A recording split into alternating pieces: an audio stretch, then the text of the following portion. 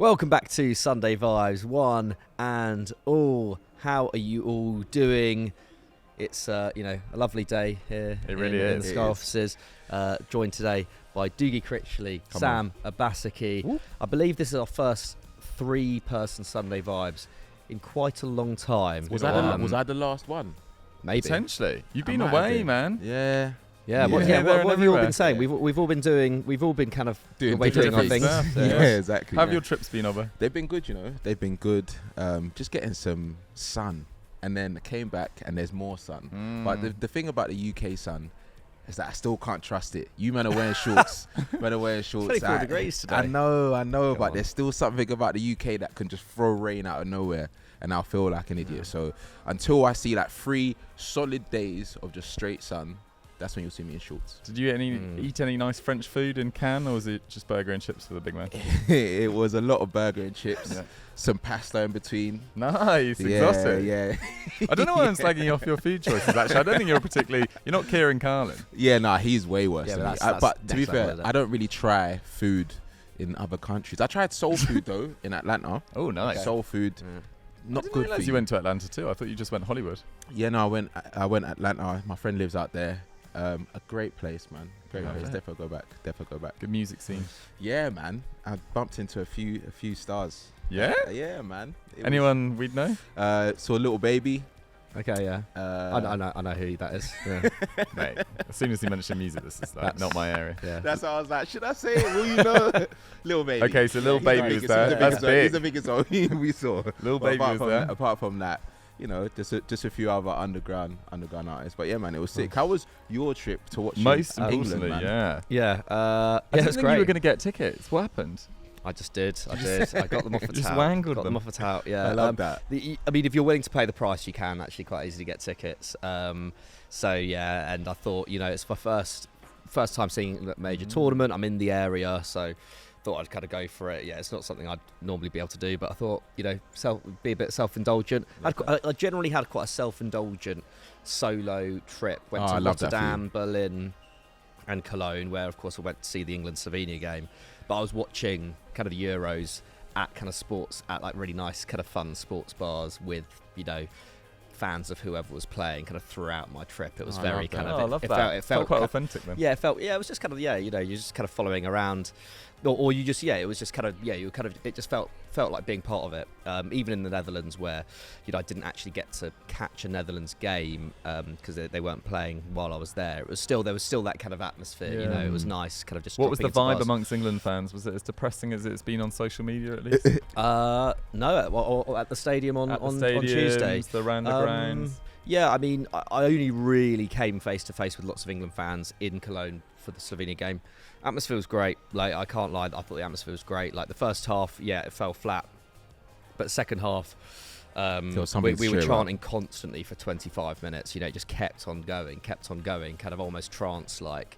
And the feeling was good. I didn't witness any violence. I didn't witness, any kind of abuse. That's what I was worried about. Like, having not gone to an England kind of international game before, and or a tournament game before, people were in pretty, people were obviously disappointed at the result and everything, but I think everyone was having a pretty good And we time. saw in the all in all. WhatsApp group you got interviewed as well. I did, yeah. Well, Sonny Snelling wrote me into Was it a post-match. TalkSport interview? Yeah, TalkSport. That is so jokes. Sonny capitalised on And these.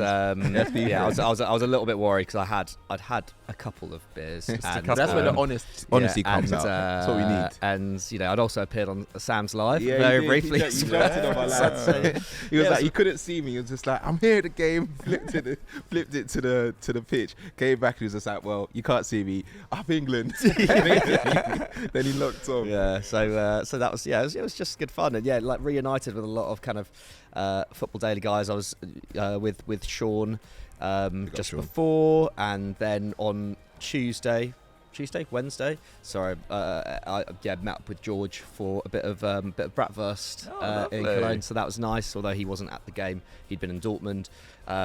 and then my train got massively delayed.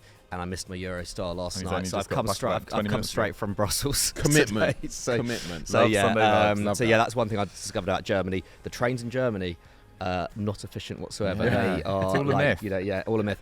But anyway, sorry, that was a very long ramble. But hopefully enjoyed catching up with our holidays. Yeah, hopefully enjoyed it. Of course, England is a part of the Absolutely. dialogue here.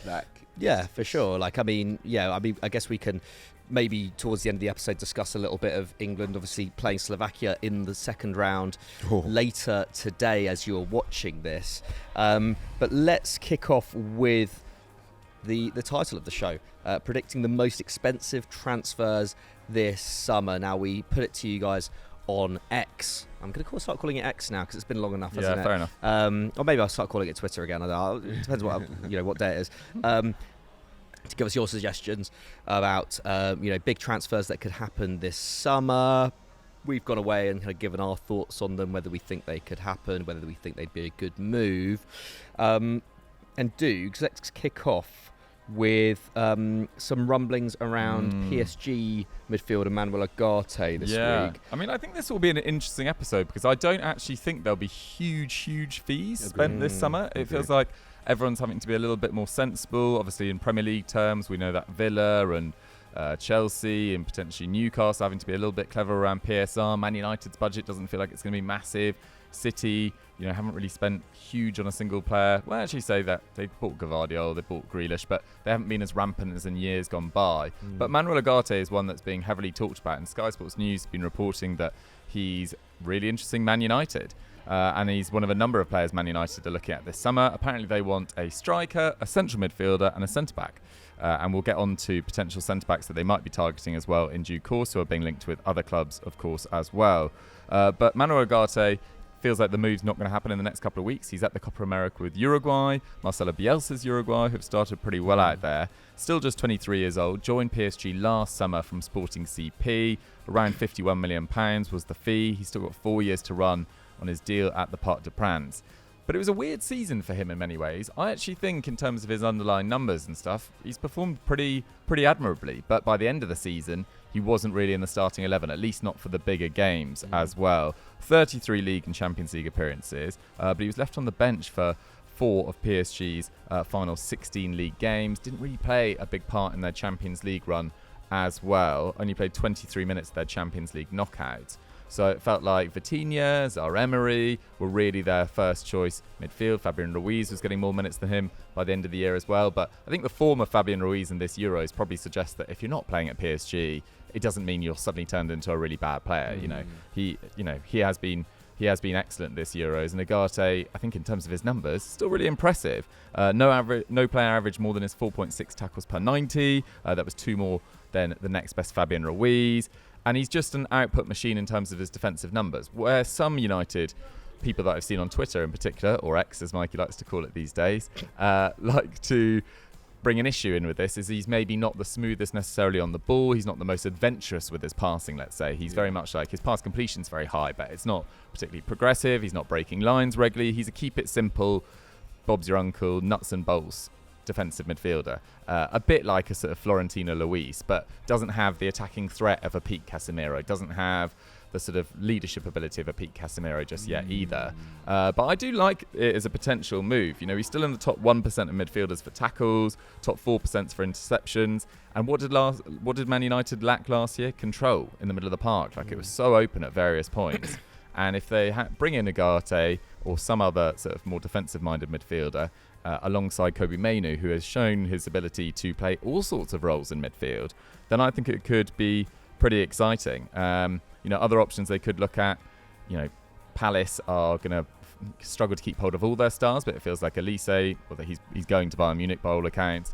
Eze's interesting at other clubs, but Adam Wharton feels like he'd be a great fit at Man United in the future. Mats Wiefer as well is getting a lot of press. Florentino Luis, but I actually really like the Ugarte move to Man United, especially at the fee. It's around £40 million is what they're talking about. I think he's got a really big future, huge defensive numbers, still just 23, and I can actually see this move getting done, but it probably won't end up being the most expensive, but I like it. Yeah, no, I agree. I think with Ugarte, it's a weird one because he was linked with us I think it was last season or the season before. And when I looked at, because I hadn't watched him like religiously, but I was looking at his highlights, and what you said about his defensive output is that like he is, if you want someone to be defensively sound in front of your back four, he is that man. He might not progress as much as you want him to, but he can come up with like a few goals here and there. But I think what Manchester United need right now is a player like that, and where they don't have that much money, they're not going to be able to spend upwards of 70 mil and 8 mil for these signings. I think Ugarte makes a lot of sense, and PSG they're in an interesting spot because I think they need to get this window right. Like they can't have players that aren't going to be used, that are going to be, because he doesn't strike me as the type of player that's going to be sitting on the bench and be happy about it when he's an international and he knows he can play. Do you know what I mean? And I think going to a team, it really depends on if he wants to come to England. Because some people, and I can't lie, it's intimidating to come to England, playing for Manchester United, knowing the history of their last few years in the Premier League. But now with their coaching staff changing, you're seeing a new direction with the owners as well. I think that type of signing alongside a few others, I think it makes a lot of sense. Yeah, I tend to agree. I think at that price point, at least 40 million euros seems, that's less than what PSG paid last year for him, right? So in that sense, it feels. Yeah, it feels a bit strange that PSG would be willing to let him go for that price, but it does feel like Ugarte at this age, what is he, 22? 23 now. A player of his calibre at that age, in that position, which is, the defensive midfield position is one of the more specialist roles out there and most in-demand roles. It does feel weird that he's not starting every single game. Like I think you have to be at that age. Rodri was doing that for Villarreal and Atletico Madrid by that point in his career, very much so. I think he might have even been at Man City by the time he was 23. You look at all the kind of elite defensive midfielders, and they were very much bedded into a side by that point. And at United, you probably do guarantee that starting berth for him, at least if they are to shift Casemiro. The ball progression stuff, maybe slightly worrying, but I think that's a part of his game that he can work on. He's very press resistant, at least. He's very hard to get off the ball. That was one of his kind of defining characteristics at Sporting. I think that would be one of the more positive moves. Adam Wharton, I think he's just going to be impossible to get out of Palace this summer. I think, like you say, with Elise going, mania. And they're building around him. They're building around exactly. Him. Job as well. I think they're.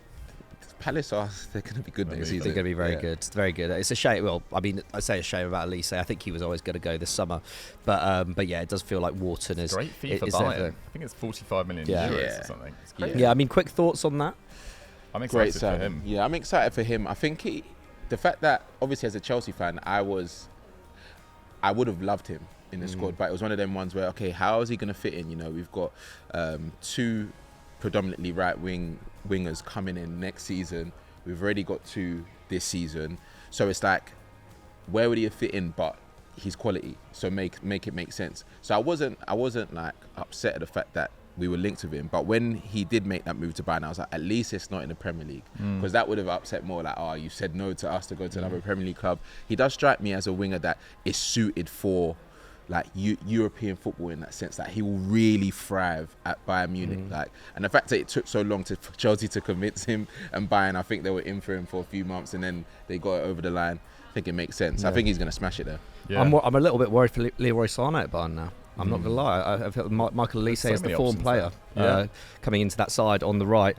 Sam, let's come to you next, because speaking of Chelsea and potential targets this summer, Jonathan David's name has popped up this week. This has caused a bit of debate in the group chat over kind of Nicholas Jackson and where that leaves him if they were to sign a striker. But I mean, what do you kind of make of Chelsea's general pursuits of a striker this summer, and is Jonathan David the kind of player they should be going for, do you think? I think it's a really interesting one, because Jonathan David is a striker that has been linked with a few clubs for the last few years.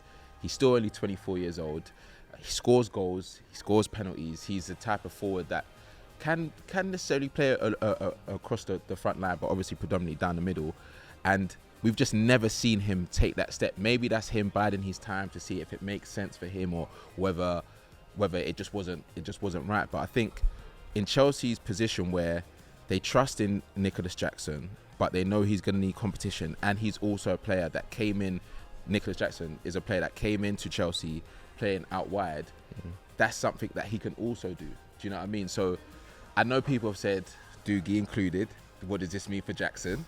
I just asked the question. Yeah, I think it's a valid question, though, isn't it? Because he ended the season so strongly. He did, yeah. And you're the players you were linked with the week before, like John Duran, Omarodian from Atletico Madrid, although Alaves last year, felt like backups to Jackson. And I was like, oh, it's nice. They're clearly backing Jackson as their long-term guy, and you do need a lot of quality in that position. I don't think it's crazy to go after Jonathan David. I was just asking the question. Yeah, no, fair. I just don't think it's backup. I think that it's just good to have competition. I think if Armando Broja came in after his injury and he was really like thriving and he was scoring the goals, then it could have been him or Jackson. But I think Jackson almost got over-relied on last season because of the fact that we were missing another striker that could do a job, and he's still very, very young. And I think Jonathan David has a lot of experience playing in one of the toughest leagues. Even though people try to say things, he's still very young, playing in one of the toughest leagues at the top of it, where at a club where they expect you to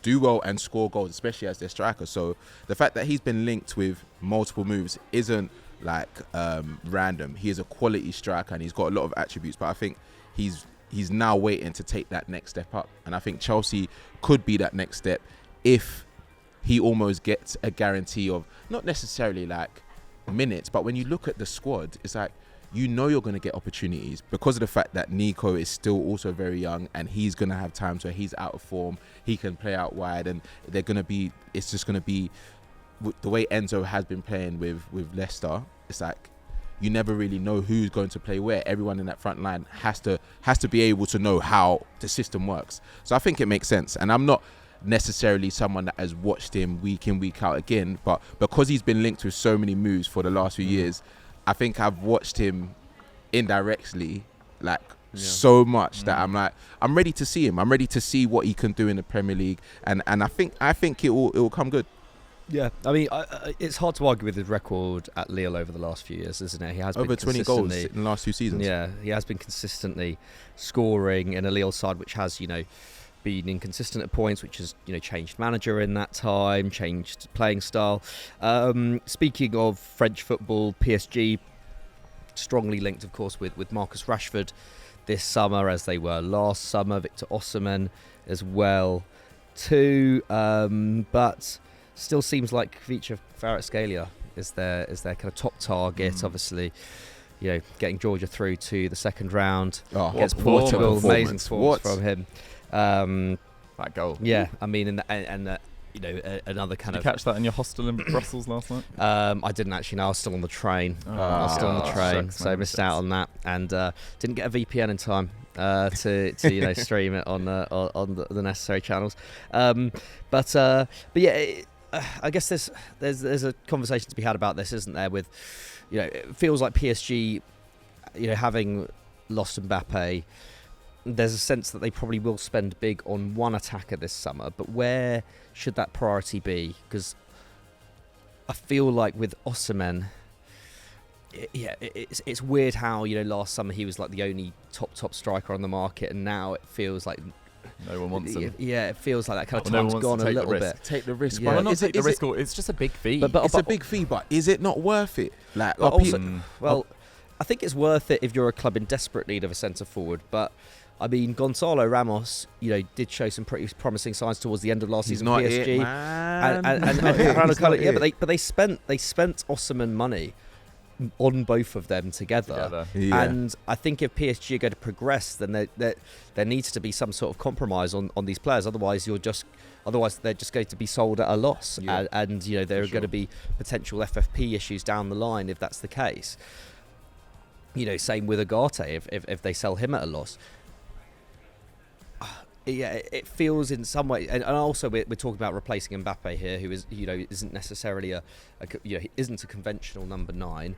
Should they be prioritising an option on the left where I guess they do have Bradley Barcola, but they don't necessarily have that much depth now compared to when Mbappe was there. Yeah, I don't know what your guys' thoughts are on that. Yeah, it's a valid point. It's a valid point. If I had the choice between Rashford and Kvaratskhelia, I'd definitely be signing Kvara. I think this summer. I think he'd come in. I mean, in a better mood, in a better headspace. Really, I appreciate the need for Rashford maybe to have a new start to his journey. He's been so up and down over the last few years, but I think people have jumped on him too hard last year. Like, he's still a quality player. He just had a really, really bad season in a team that was really struggling. I don't think they're going to spend the money that Man United would want for Rashford this summer. It feels like his value is probably at his lowest, both within the club, where he was kind of being not forced out, but maybe pushed to the sidelines a little bit by the end of the season, and around Europe. Like, why would you sell Rashford when you're not going to get anywhere close to his market value? Which I think, on his best seasons, he's probably an £80 million plus player, whereas this year, would anyone really offer 50 for Marcus Rashford? I'm not sure I would. Come on, guys. I think 60 million. I think 60. I think I could still see PSG choosing to spend £50 million on Rashford over 70 on Kvara? 110%. Really? Like, we need to start putting respect on Rashford's name, and that's another thing. Like, Rashford is a star already. Like, when you think of England, he's one of the first 5 names you think of. So PSG have lost a major star, and you can say that Kvaratskhelia will come in and probably he could potentially do more, but Rashford, he is also capable of matching whatever his output is. It just depends on what Rashford you get or how the manager really plays him. It also completely depends on the style of play as well, right? Yeah, because Kvara is someone who you give the ball to on the halfway line and he makes things happen. Rashford is someone who you feed the ball to in behind. He's not really someone that you want picking the ball up deep all the time. Kvara is almost more similar in playing style to Mbappe, like big dribble numbers, can pick up, can cause magic from wherever they are on the pitch. Like, I think Rashford can be a little bit stymied when he's too far away from goal, personally. Yeah. I think he's capable, though. I hear what you're saying, and I think it's all because of last season. He wasn't great. He never really had a period where he was on form. Maybe he had a few spurts in a few games, but I think if PSG are looking for a star forward, not saying that they're both not stars, but I'm talking about on both ends, like, I think Rashford is capable of so much and so much more as well. I think him being at Manchester United for this long has almost made people get used to how good he is or how good he can be. And it's like, he's not met that, so suddenly he's just not good anymore. It's like he's still got the ability. He's still very young as well. Like, he's getting on to a certain extent, but he's also very young. Do you know what I mean? So I think if I was PSG, I just don't see it being likely because of the fee, But I would 100%, if Rashford's available, like, you go for Rashford. Like, you go for him. Yeah, I think and I think from Rashford's perspective, I think if there was going to be a summer to leave Man United, it would be this summer. For sure. But again, do United, like Doogie says, do United sell him when his value is at its lowest, probably in about 5 years? Yeah. It's hard to say, especially with the kind of new structure at the club. Does how much they want him to be a face of that? But yeah, from Rashford's personal perspective, I think this is almost your last chance for a big move, because then you're a year or two down the line, suddenly you're someone who a club's looking at and it's like, well, in 3 years you might be in decline. Like, you just don't know. You just don't know. But I think he would probably thrive in Liga. I think he 30 goals minimum. He seems like 30 goals in Liga. Well, no way. You never 30 know. goals is a huge amount. Yeah, I mean, Mbappe only manages like 37, 38, doesn't he? So you're speaking almost Mbappe levels there. 25 to 30. I think he could get 25. But I mean, it also depends where they play him, doesn't it? Yeah. And what they want to do with him. Like, if you've got, if you've got Fabian Ruiz and even like Cullen Wani kind of feeding him from the centre, then like you could certainly see it happen. But also, I was going to say, Kvara, he's going through there was something public that came out recently. I was on holiday, but I don't know if I was reading a parody or something, but someone came out and spoke about his contract situation.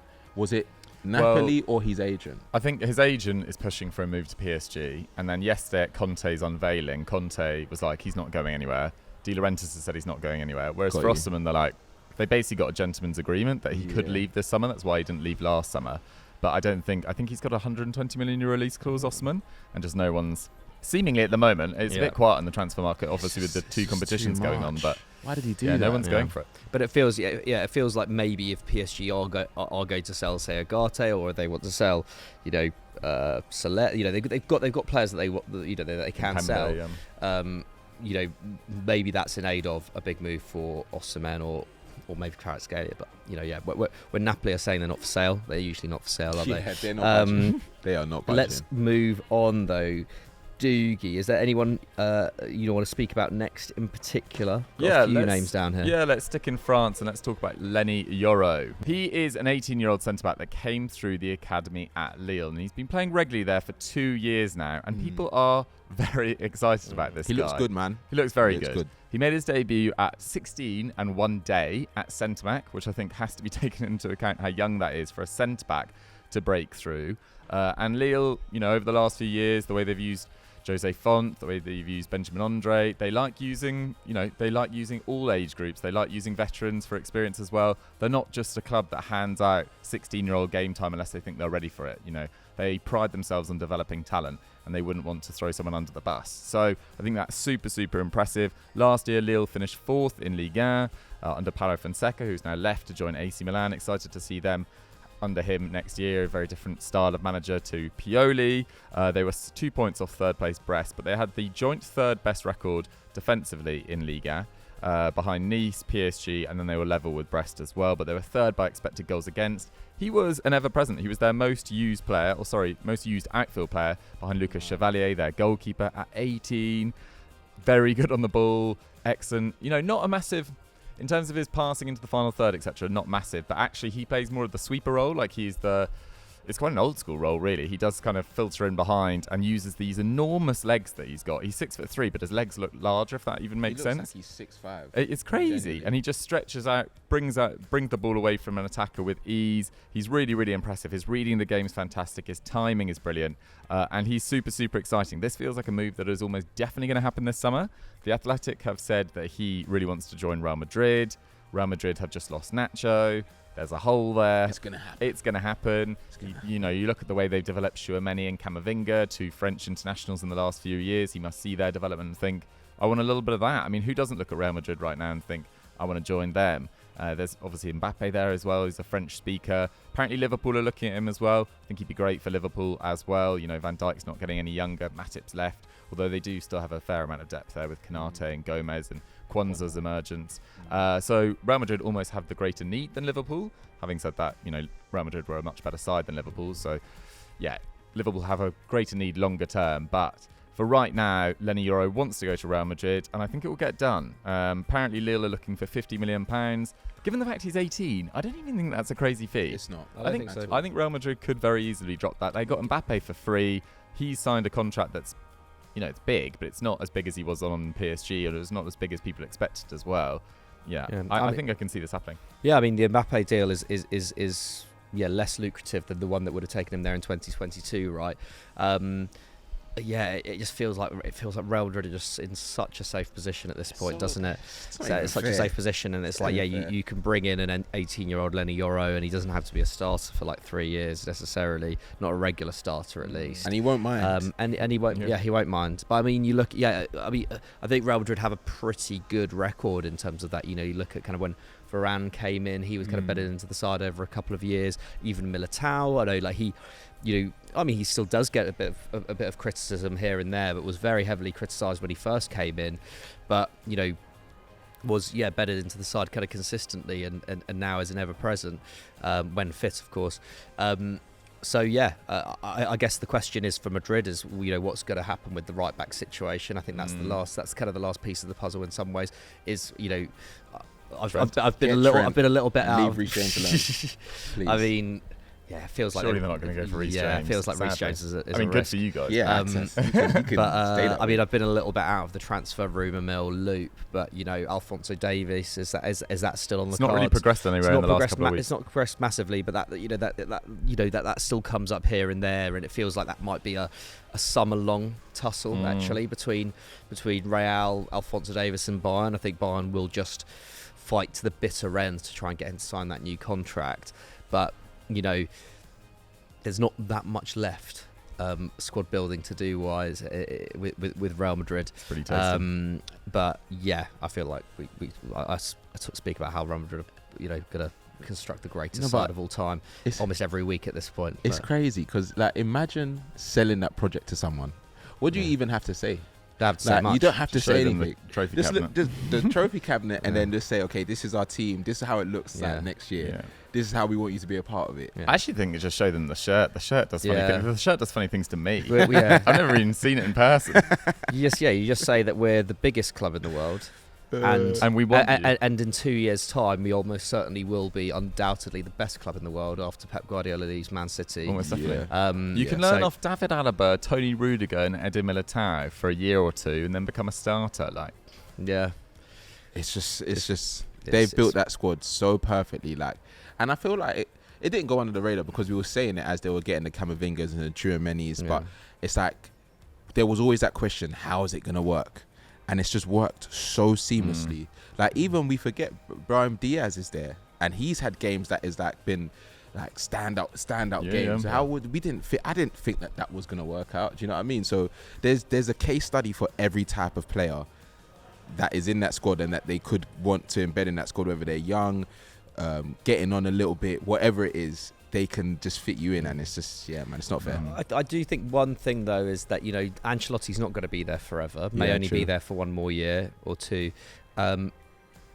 It really does depend actually who comes in next, because that is still not an easy dressing room to take over. Vinicius is going to be a much bigger character in 1-2 years' time. Obviously Mbappe in there now as well. Ancelotti has done great to get a system that works there, and has the buy-in from the players. But it's Ancelotti, all of these players were 5-6 years old when he was winning Champions Leagues with AC Milan. He has that pull, he has that that aura about him. It's the eyebrow.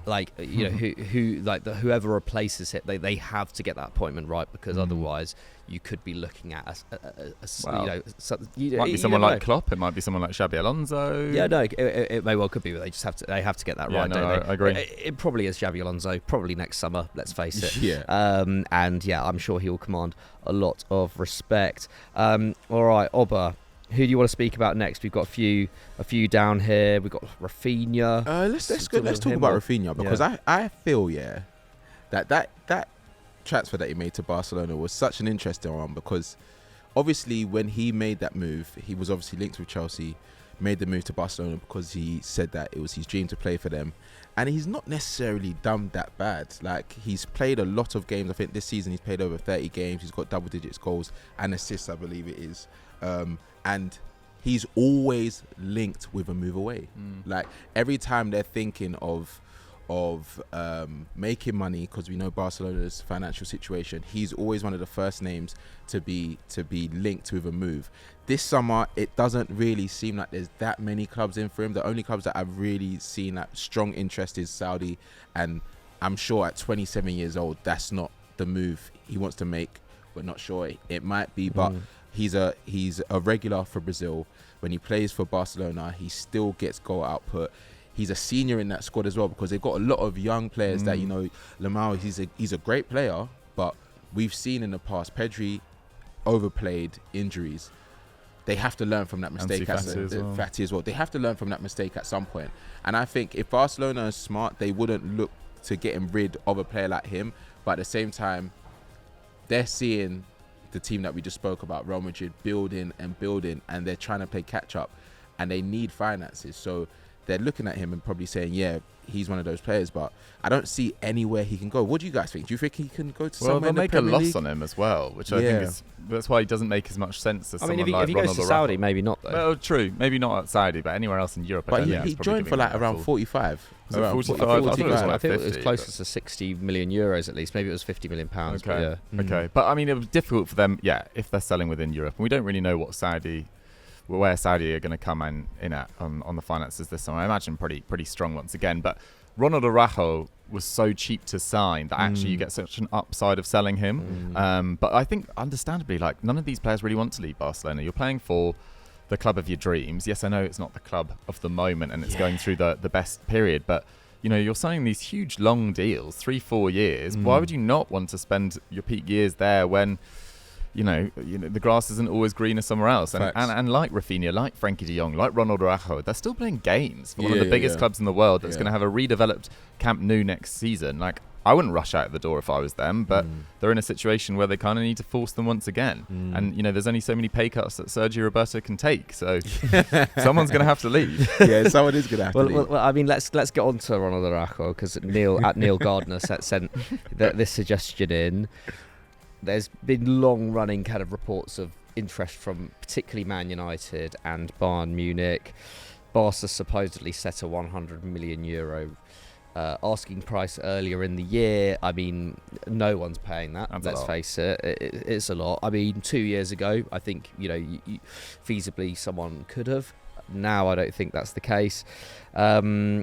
Sports reporting that United are apparently willing to double his wages. I wouldn't say sports aren't necessarily the most reliable source. So take that with a pinch of salt. But certainly, Man United in particular are in desperate need of a right-sided centre-back, aren't they? Raphael Varane leaving this summer leaves a huge hole there. And I think the big conversation about, in regards to Man United, is do they need to prioritise a right-sided centre-back, or do they actually need someone who's going to be able to back up Lisandro Martinez in the long term as well? Now, I guess the answer to that is that Harry Maguire is the backup to Lisandro Martinez, right? So feels like right-sided centre-back is where they need to prioritise. My one worry with Araujo, though, is just his injury record. He's only played over 25 games, league games that is, in a season once since breaking into the team in 2020. So over 4 years, he's only managed that once. That worries me quite a lot. Obviously, he can play at right back, but United are not really in need of right back cover at this moment in time, at least if Dalot and Wan-Bissaka both stay fit. I know there's question marks over whether Wan-Bissaka is disposable this summer. I'm not overly sure. I think as a squad player, I think he still has a good profile. He can play on the left and right, can play in a back three if needs be as well. So yeah, I'm not sure whether Araujo is necessarily standout compared to some of the other players that they could get maybe for a better price as well. Look at Jean-Claude Todibo, another excellent season at Nice.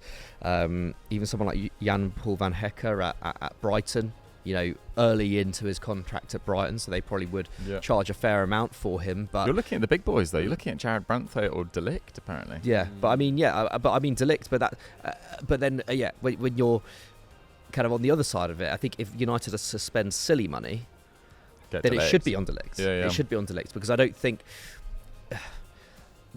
maybe you can get Barcelona down. Maybe you can bargain with Barcelona more for Araujo than you can with Bayern for De Ligt, I imagine. I think Bayern will always will charge a huge amount for De Ligt. But yeah, if you're going to go all out for someone, go for De Ligt. Similar age, more consistent. Yes, he's had his injury troubles as well, but I just think he's more experienced on the European stage, especially.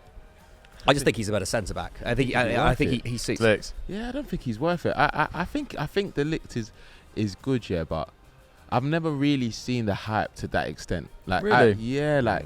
I think maybe I'm wrong, but every time I've seen him, when I saw him at Juve, never really worked out. Bayern Munich, I've not seen a period where I've said, De Ligt is that centre back. With Orejo, I feel like I've seen that from him at Barcelona. Yeah.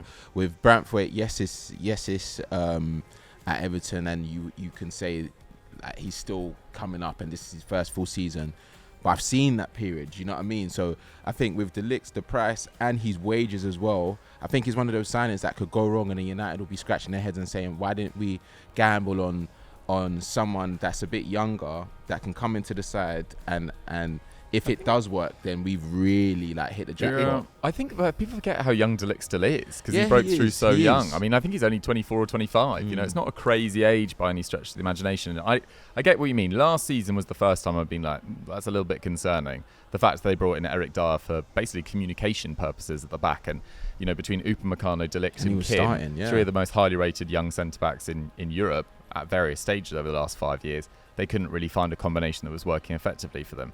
Eric Dyer kind of saved the day in a really poor season for Bayern Munich. That was a little bit concerning, but I still think the fact that Juventus were willing to spend that amount of money on him, they spent on him for a reason. Even Bayern, I think he's their most expensive signing of all time, if not second to Luka Hernandez. So I think there is so much quality in De Ligt, and he's also worked under Ten Hag before. He's worked, he'll be playing alongside a centre-back in Lisandro Martinez, who has worked for Ten Hag in the past. I think it's a really effective signing at £50 million. I probably wouldn't spend 70, but the price is 50, and I don't mind it.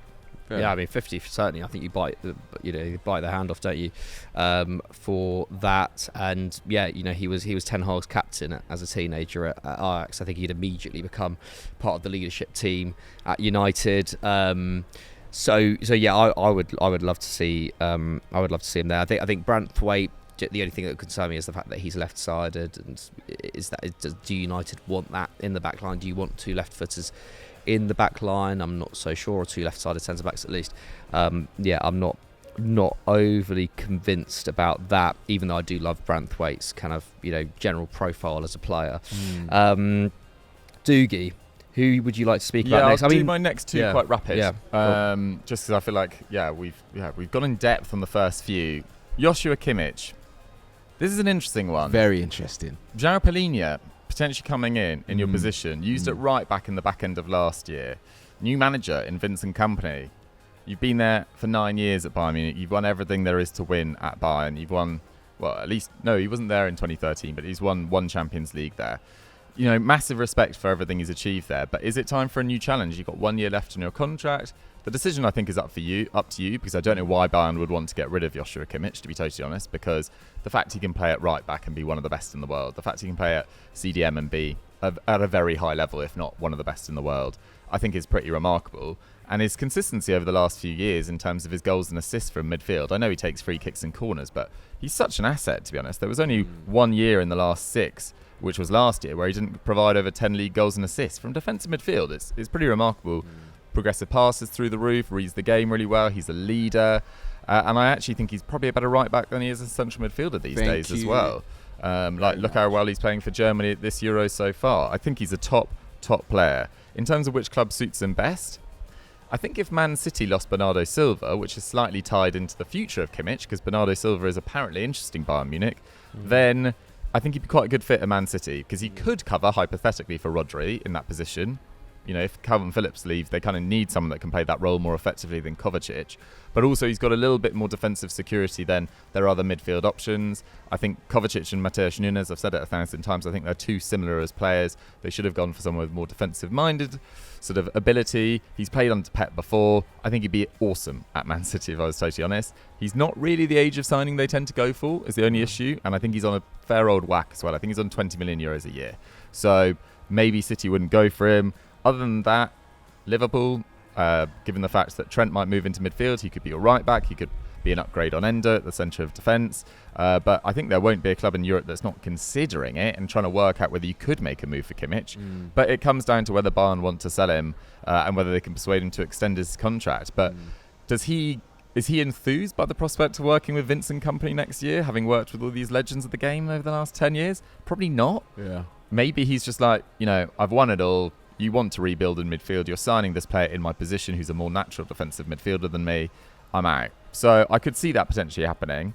And then my final one is Lutsharel Geertruida. Now, I'm not very good with my Dutch pronunciations, but I think I actually nailed that one on this occasion. But he is a Feyenoord right back who can play at centre-back and who can also play in defensive midfield. He's in the Dutch national team at the moment with Ronald Koeman and has played a little bit in this Euro so far. He is being linked with PSG. It's the club that are most heavily linked to them, which is a strange one because he is a natural right back and they've got Hakimi there already, but he's such a different profile to Hakimi. He's inverting into midfield, massive passing numbers, a very good ball control, just a sort of a guy that eases you up in possession. He's not going to bomb forward and create loads of chances, but actually last year ended up with, I think it was 8 goals and 5 assists, so he can contribute in the final third as well. Arne Slot's obviously just left Feyenoord. Feels like there'll be a bit of turnover there. £50 million for PSG. I prefer him to see him go to Liverpool. As I say, I think they need a right back so Trent can play potentially in midfield going forward. If they don't go for that, he can also cover at centre-back, which is a position that we've talked about. They might need depth in going forward. So Geertruida feels like he'll definitely leave this summer for around £50 million and could end up as being the most expensive. Probably not, actually. I don't know. We'll come to that at the end, maybe. And then Kimmich, I think it's maybe 40-60 that he leaves, 40% chance that he leaves. So that's my final two. Yeah, fair enough. I personally think it would be so fun to see Kimmich somewhere other than Bayern. It'd be great. It now kind of feels like the time for him. And it's one of those things where he's not particularly young anymore, but like he will still garner that interest because he's just such a class act and probably can keep going for a long time. It feels a little bit like when Thiago. Well, it's like signing Thiago Alcantara from Bayern Munich, but with a better injury record. Much better injury record. Like you've got way more guarantees. Not that they're the same at the bridge. Kimmich. I would, but I also wouldn't, because I'm like you, and I said it to you guys, I think, a few months ago. I said Kimmich is one of the best right backs in the world that is almost got bored at being so good at right back that he's gone into centre mid, and he's also great. But you do see he's like shortfalls in his game in centre mid, and at right back you don't see it as much. And I think if he's going to prolong his career, I think it has to be at right back, and we don't need that. We don't need that currently. But he would be a great player. But like you, I think you didn't really mention obviously Kyle Walker's. He's much older now. Yeah. But I think that like if you get in Kimmich, he solves two problems that you may have in the future. Yeah.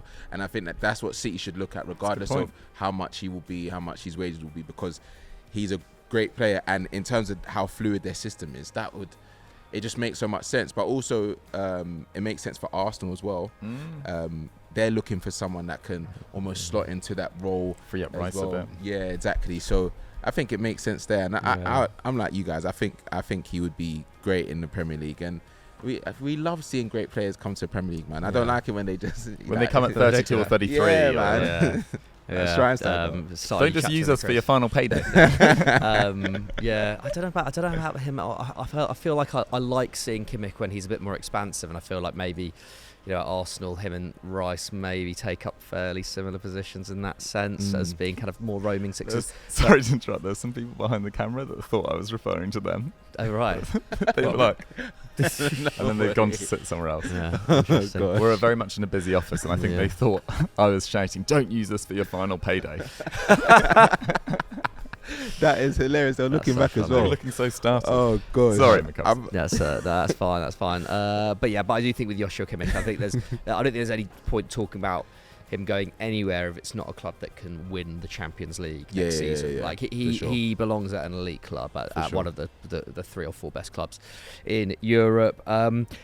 Speaking of which, Doogie touched upon it, Sam. Bernardo Silva. Yes. The perennial question, like, is he going to leave this summer? Will he leave? It's an interesting one because obviously he signed a new contract, and I believe it's till 2026, but there is a release clause in there. Barcelona is the club that's been linked with him for the last few years. We know he wants to go there.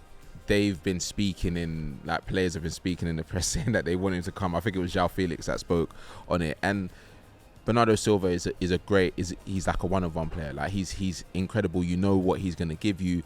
Pep knows what he'll miss if he leaves. It just really depends on the conversation they have before the season. Like, is Pep going to be honest with him and say, this is probably my last season, you can go now, or let's really just try and win everything this season and then you can go after. Do you know what I mean? Because they will still be able to get a profit on him regardless. But at the same time, are Barcelona going to get the money from somewhere and be able to sign him? Because that will be a very good sign for them where they're trying to catch up to Real Madrid. But I feel like we've spoke about Bernardo Silva so many times on the show. He's an incredible player, fits into multiple systems anywhere, hard worker. We're seeing his strengths at the Euros as well for Portugal. He always comes up good with the goals out of nowhere. He just seems like he's just a nice person as well. So I'd like to see one of the him. Good guys. Yeah, I'd like to see him go to Barcelona. I'd like to see how City also deal with him not being in that squad as well. So yeah, it's a big lot. I mean, if City, if KDB and Bernardo were to leave in one summer. Hello, Mikel Arteta. That's slight. That is slight alarm bells because we speak about the deficiencies in terms of their midfield signings. If you're then losing, I think KDB, whatever, amazing second half of the season and everything, but they did still manage without him. Bernardo Silva, is a player who, I think you wonder more. He's so important to Pep's system, that style of play. He's so selfless off the ball, every position. He has been, he's played everywhere. In some ways he's been the defining player of the Pep Guardiola era at Man City. In some ways he's always been there since, at least since 2017, and has, if he's not been getting high praise, then he's been kind of getting overlooked a little bit because he's always kind of been in and around. He'll be one of those players that if he does leave this summer, or if he has a final year and announces he's leaving in the final 3 months, everyone will be like, wait, is he actually the best Premier League midfielder of all time? And everyone will be like, maybe he is. Yeah. He's probably not, but he is. He's maybe in the top 10. Even the fact that people, now say, who's better, who's had a better City career, him or David Silva. I still think David Silva, and I know it's just because they both have Silva in the name, but nevertheless, they're similar-ish profiles in terms of the kind of areas they take up on the pitch, in terms of their versatility, being able to play out wide and in the centre, their creativity. David Silva also underrated, in terms of his defensive output too, in terms of his ability to break up play, in terms of his ability to kind of unsettle the opposition. I think that speaks volumes about what. I even remember last year, Joe, who doesn't actually get that, he doesn't really tweet that much anymore, Joe, and he definitely doesn't put out controversial stuff, I don't think, really. But I remember after a couple of games last year where Bernardo Silva played really well, was like, I actually think Bernardo Silva might be the Premier League's best player at the moment. And I remember everyone, I was like, that's mental, but the amount of people were like, yeah, maybe he is. It made you second guess. It definitely made you maybe on natural ability. Yeah, I don't know. I think there's been a few points where there's been a month or two where he probably has been certainly up there. I think De Bruyne was injured, to be fair. Speaking of Man City midfielders, though, let's speak about Bruno Guimaraes at Don Eddy. Can you see this happening, 14. I can. Certainly. Newcastle do need to sell a key player this summer, and Alexander Isak. I know that actually, what's going on with the Dominic Calvert-Lewin deal? Is that done? It's full through. Is that full through at this point? From what I've seen. Yeah, cool. Again, a bit out of the loop, but I just wanted to get that. So it's going to be a long. It's going to be a long window as well. So, but either way, it feels like Isak is going to be the player that they demand a huge amount of money for. And do you want to lose that? That talismanic presence. 17 goals last season, or over 20? I can't remember now. But anyway, huge amount of goals last season in limited minutes for Alexander Isak. Bruno Guimaraes, obviously, massively important to them as well. Yeah. But it does feel like if anyone's going to move, any of the big players going to move, it's going to be Bruno G. I think I would like to see this move happen from a Man City perspective. Equally, he does tend to play a 6 role. That's where Rodri is at Man City. Is he exactly the kind of profile that they need to be a foil for him? I think he does fit the mould in terms of being a bit more of a passer, or very much more of a passer. Someone who can retain control better than say a Kovacic or a Nunes in midfield. I think if he becomes available for less than £60 million, then I think Man City should certainly be looking at him. Even like an Arsenal, could he be that kind of? Could he be that Jorginho replacement essentially in the long run? At Arsenal, that feels like more of a starter for them than say a Kimmich. I certainly think Guimaraes to Man City could be a good option for them. Also going to touch on Rodrygo's position at Real Madrid. Lots of chat about this, particularly in April time, wasn't it? Yeah, and with Endrick and Mbappe coming in, there's obviously a lot more competition in that forward line. But I don't know. I just don't see it with. I just not think this summer for me. We speak about Real Madrid being the safe place, at a surefire kind of, like the most attractive club in the world once again by far for players to go to, and the project they're building. Like, so why would Rodrygo want to go, and why would Real Madrid want to sell? They've got a potentially world-class player on their hands who has showed world-class form at various points over the last few years, who's still incredibly young, and they could afford to keep him. They could afford to keep him. I think he should be their first choice right winger, like going forward. Next season is going to see Bellingham probably drop into a slightly deeper role with Mbappe going through the centre. They're going to, it's going to be a bit more of a conventional 4-3-3. Modric staying for another year, I think stabilises that midfield a little bit. Probably plays a more prominent role with Toni Kroos now retiring. Yeah, I think that right wing slot is Rodrygo's to lose at this point, and they're not. There's no chat about them signing anyone more in that position. I know they've got a lot of cover, an increasing amount of depth in the forward line, but yeah, I don't see it with Rodrygo. They're only one forward up on last year because they've lost Joselu as well, who's gone to Qatar, which I think is actually a bit of a shame because such a useful option to have on the bench if you want to play with more of a conventional 9. Like, he scored some big goals last year, obviously in the Champions League semi-final, but also scored against Napoli. I think he scored against Real Sociedad in the league as well. So yeah, that feels like a potential one that could come back to bite them. But I'm kind of with you. I feel like maybe next year, if he's not playing at all, that's the only way. Yeah, because he's got to compete with Brahim Diaz potentially on the right as well, but I don't know. I feel like there's no need for him to leave right now. Yeah. Then potentially if Salah leaves next summer or this summer, I can see him potentially coming to the Premier League as well. But let's see. Yeah, also in the sense forward thing, Real Madrid, I expect they do have the money to be able to go out and maybe just sign a kind of a conventional centre forward as backup if needs be. A kind of Sorloth type maybe. Endrick as well. But equally, you've got Mbappe there and Endrick. I think Endrick will get minutes. Like, he's such an exciting talent.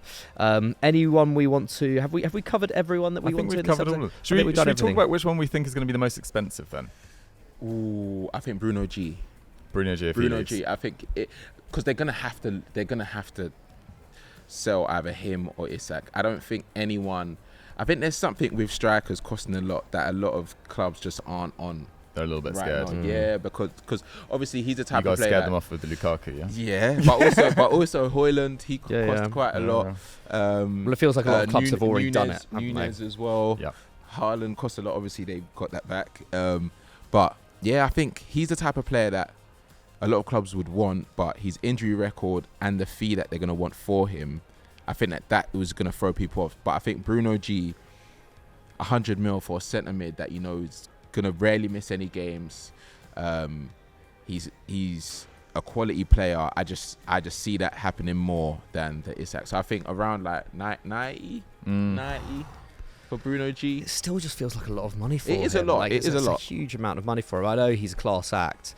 But I don't know. I just think it's a lot of money to spend. Like City, I feel like need to make big on say a Bernardo if they are going to spend that kind of money on Bruno. Looking down the players that I suggested, Ugarte, Yoro, Kimmich, and Geertruida, I think they'd all be around £50 million. So it's got to be from one of you guys. If Victor Osimhen leaves, if he's got to be. Is that happening? I don't know. 120 million euros gets done, it's only PSG who are going to do that.